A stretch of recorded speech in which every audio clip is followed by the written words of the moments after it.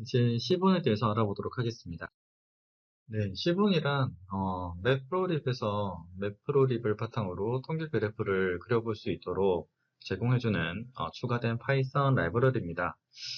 뭐 다양한 데이터 셋이 들어가 있는데 이제 뭐 붓꽃이라든지 팁이라든지 타이타닉이라든지 열개 군송 정보라든지 아니면 무슨 펭귄 정보라든지 그런 다양한 데이터 셋이 들어가 있고 이 샘플 데이터들을 이용해 가지고 여러분들이 다양한 테스트를 좀 해보실 수 있어요. 뭐 예를 들어서 인공지능의 샘플 데이터로 써본다든지 또는 지금처럼 이제 매플로립을 이용해서 차트를 출력을 할 때 출력하는 데이터 셋으로 샘플 데이터로 사용한다든지 그렇게 다양하게 이용해 볼 수 있습니다. 예, 어, C분으로 산좀더 그래프 그리기를 한번 살펴보도록 하겠습니다. 맵플로립으로도 할 수 있긴 한데 여기에 또 C분에서 제공해주는 데이터를 쓰니까 여기에서 제공해주는 스캐터 플롯을 이용해서 또 찍어보면 또 의미가 있겠죠.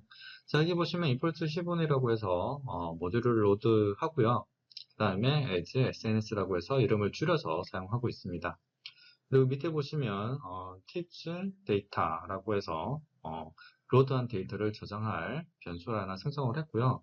여기 보시면 SNS에서 로드 데이터 셋이라고 해서 필요한 데이터를 온라인으로부터 읽어오는 겁니다. 그래서 팁에 대한 데이터를 가지고 와서 저장을 합니다. 데이터 프레임 형태로 저장이 되고요. 이걸 이제 또 시본에서 스캐터 플롯으로 또 출력을 해요.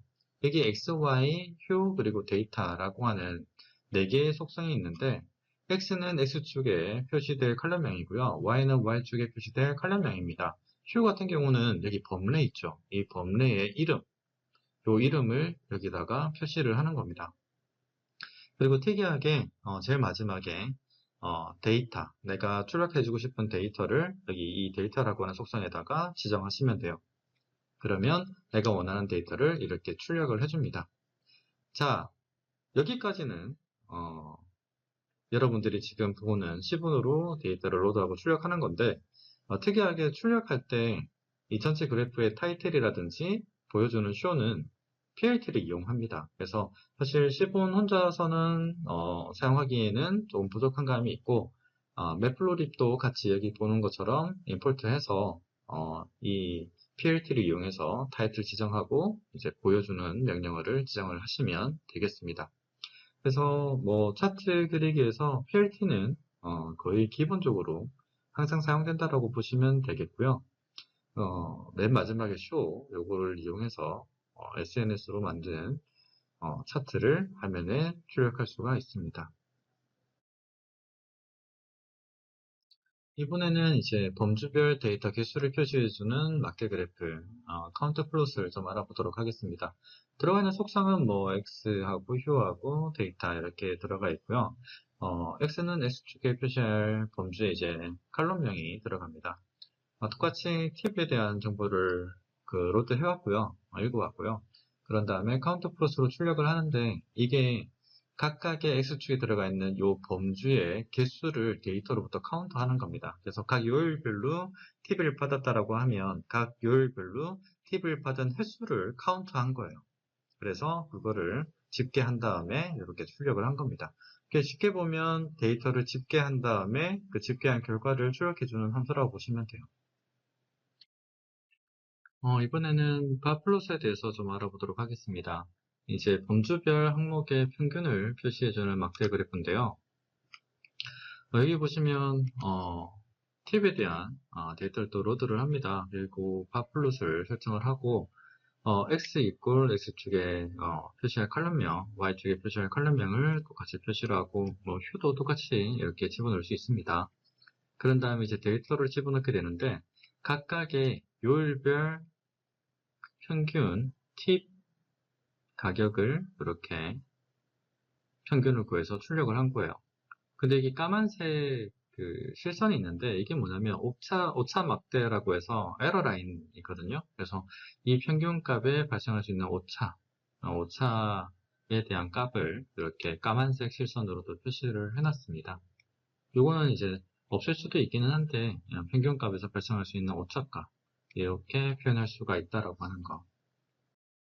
다음은 이제 시본에서 그릴 수 있는 히스토그램에 대해서 좀 살펴보도록 할 텐데, 히스트 플롯이라고 쓰시고, X 속성값하고 데이터 속성값을 넣으시면 되는데, 요 KDE라고 하는 게 특이한 게 하나 있죠. 이건 트루펄스 값을 집어넣게 되는데, 요 곡선 있죠, 요 곡선. 요 곡선을 true로 하게 되면 표시를 해주고, false로 하게 되면 표시하지 않습니다. 요 KDE를 뭐라 부르냐면, 커널 밀도 추정 값이라고 부르는데, 정해진 데이터 샘플을 기반으로 해서 전체 모집단에서 이제 추론 확률 밀도 값입니다. 그래서 확률적으로 이게 발생할 수 있는 확률 밀도를 추정하는 값인데, 이게 별도의 계산 수식이 따로 존재를 해요. 근데 히스토그램을 이렇게 출력을 할 때 시분의 히스토그램 히스트 플롯에서 자동으로 계산해가지고 이걸 추가를 해줍니다.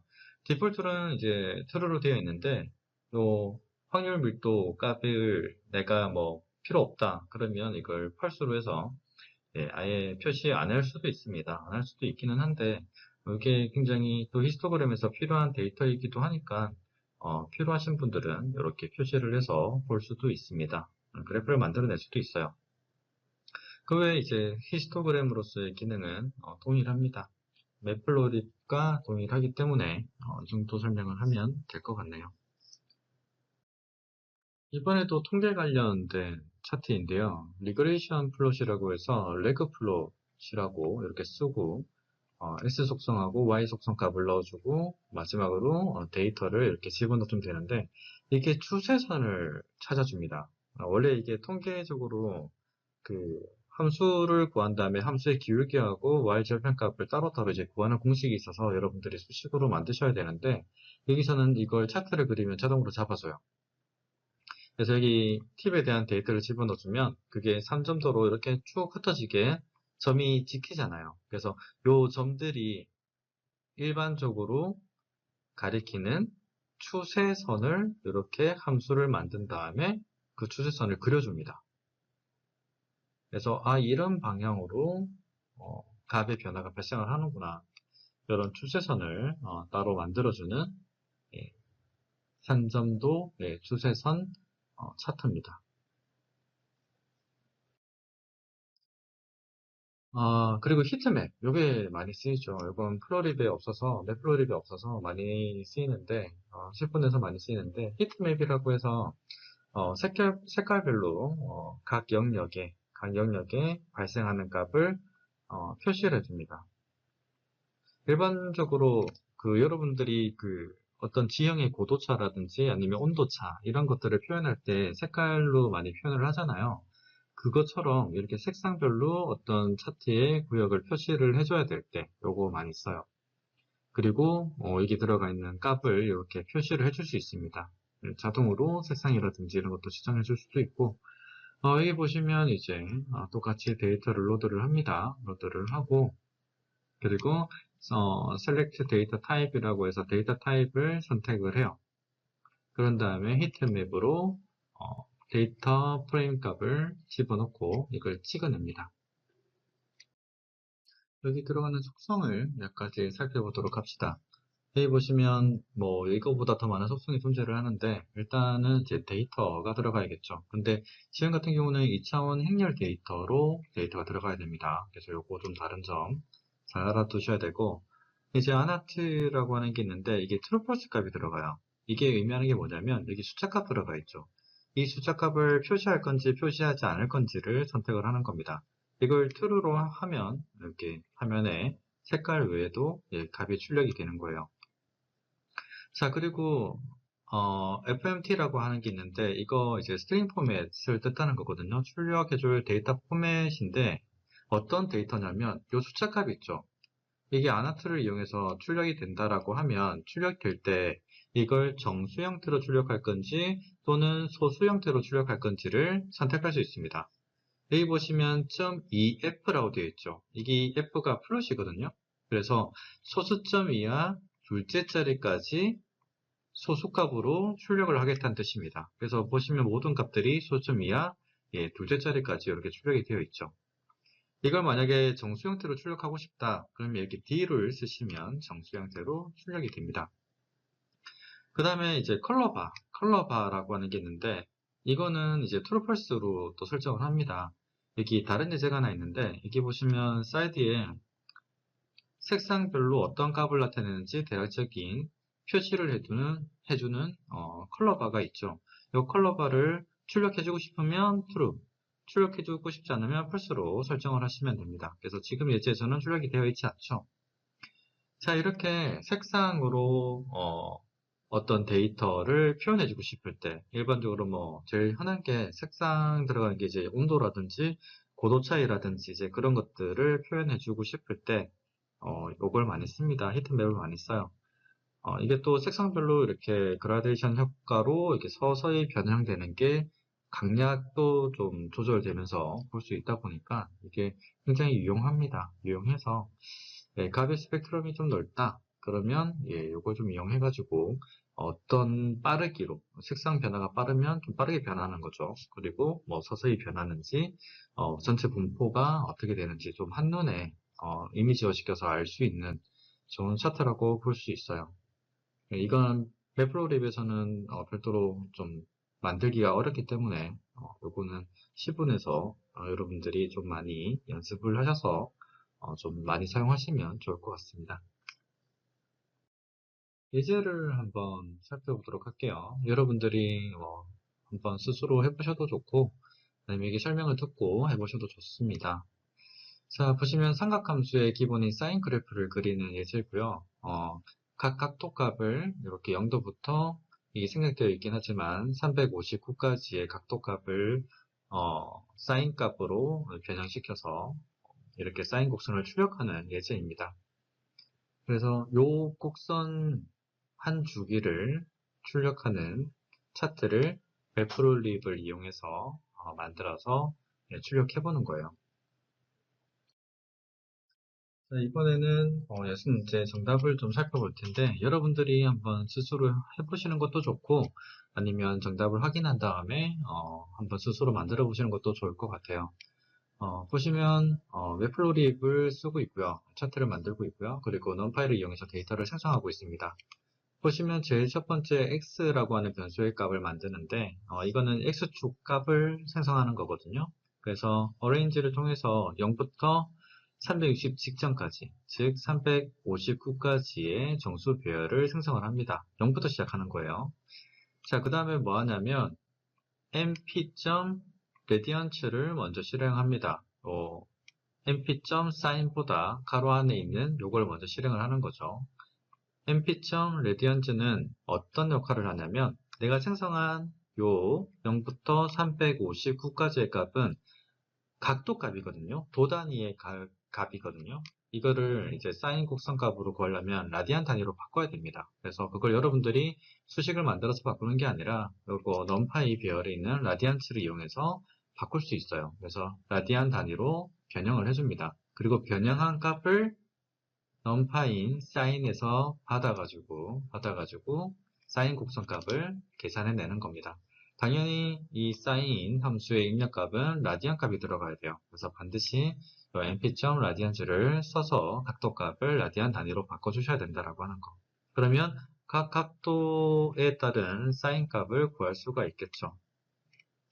그리고 이걸 이제 매플로립의 플러스로 지금 이렇게 사인 곡선을 출력해낼 수 있습니다. 다음 예제는 서브플롯을 이용하는 예제입니다. 보시면 뭐 히스토그램하고 2차원 히스토그램, 그리고 선형 플롯, 그리고 3포도 그래프 이렇게 출력을 하는 건데 2차원 히스토그램은 사실 보면 이게 히트맵처럼 보이죠? 근데 히트맵이 아니라 히스토그램으로 만든 겁니다. 이런 것도 한번 해보도록 할 거예요. 자, 문제를 잠깐 한번 읽어보도록 할게요. 다양한 차트를 하나의 그림에 나타내어 강력하고 유연한 데이터 표현을 이제 얻을 수 있다. 다음과 같이 4개의 차트를 그려보는 게 문제이고 데이터는 데이터의 0번째와 데이터의 1번째에서 각각 100개의 데이터를 가지고 와서 정규 분포에 따라서 생성된 난수를 이렇게 출력을 해봐라 이렇게 되어 있습니다. 자, 코드입니다. 뭐 여러분들이 코드를 보고 따라 해보셔도 좋고 아니면 설명을 먼저 듣고 그 다음에 해보셔도 좋습니다. 자, 일단은 요 하단 부분부터 먼저 보도록 할게요. 보시면 이제 피그 생성하고, 액시스, 그러니까 그 담당할 위치를 배정할 변수를 생성을 합니다. 요게 한 줄이에요. 요거 한 줄인데 공간이 좀 부족해서 아래쪽에 내려가 있습니다. 이 콤마로 끝나 있죠. 연달아 되어 있는 한 줄입니다. 요게 이 두 줄이 한 줄입니다. 당연히 이제 서브플롯으로 만들었겠죠. 이렇게 해서 4개의 차트를 만들 거니까 2 곱하기 2로 넣겠다. 이렇게 지정을 한 겁니다. 그리고 이제 피겨 사이즈는 5,5로 5 사이즈로 만들겠다라고 해서 사이즈도 지금 이렇게 선정을 했습니다. 그런 다음에 각각의 위치에 0,0 첫 번째 거, 1,0 여기, 그리고 0,1 여기, 그리고 1,1 여기 각각 어떠한 차트를 써서 만들 건지 이렇게 차트를 선정하고 다음으로 입력할 데이터를 이렇게 표시해서 지정을 하면 이렇게 출력을 해서 만들어주게 됩니다. 여기까지는 뭐 여러분들이 일반적으로 앞에서 배웠던 거기 때문에 특별하게 어려울 건 없고 요 특이한 게 있어서 잠깐 살펴보도록 하겠습니다. 넘파이를 이용해서 난수를 생성하는데 이 생성할 때 시드라고 하는 걸 지정해 줄 수가 있어요. 원래 이 시드를 지정하지 않으면 난수를 생성할 때마다 항상 그 랜덤한 값이 새로운 값이 다른 값이 출력이 되는데 시드를 설정을 하면 딱 시드 값을 기준으로 난수가 생성되다 보니까 항상 규칙적인 랜덤 값이 생성이 됩니다. 그래서 요걸 이용해 가지고 랜덤 값에 그 난수를 좀 제어할 수 있어요. 그래서 그 시드 값을 배정을 하고 이제 아래쪽에서 랜덤 값을 이제 생성을 하죠. 2부터 100 사이에서 값을 생성해 달라 이래서 생성해서 데이터로 저장을 합니다. 여기 또 특이한 게 하나 있죠. 요건데 랜드 n이라고 하는 건데 이거는 범위를 지정하면 지정되어 있는 범위 내에서 평균 0이고 표준 편차가 1인 가우시안 표준 정규 분포 난수를 생성을 해줍니다. 그래서 앞에 조건이 있었었죠. 그래서 정규 분포 형태로 난수를 생성하라. 그래서 그걸 지키기 위해서 일반적인 단어 랜덤 함수가 아닌 랜드 n을 썼습니다. 자, 다음으로는 이제 연습 문제인데, 연습 문제는 여러분들이 스스로 한번 본인의 실력을 체크해 볼 수 있는 문제니까 스스로 한번 해보시면 좋을 것 같아요. 그래서 여기 보시면 문제가 설명이 되어 있고, 다양한 조건이 있으니까 조건을 다 확인하신 다음에 이런 히스토그램을 만드시면 됩니다. 나머지 코드는 참고하시면 되겠고, 여기 비어있는 부분이 히스토그램을 이제 출력하는 부분이거든요. 그래서 이거를 잘 참고하셔가지고 생성된 데이터를 어떻게 히스토그램으로 출력을 하면 이렇게 출력이 될지 한번 고민해 보시고 빈칸에 들어갈 코드를 만들어 보시면 좋을 것 같습니다. 네, 오늘 수업은 여기까지입니다. 감사합니다. 감사합니다.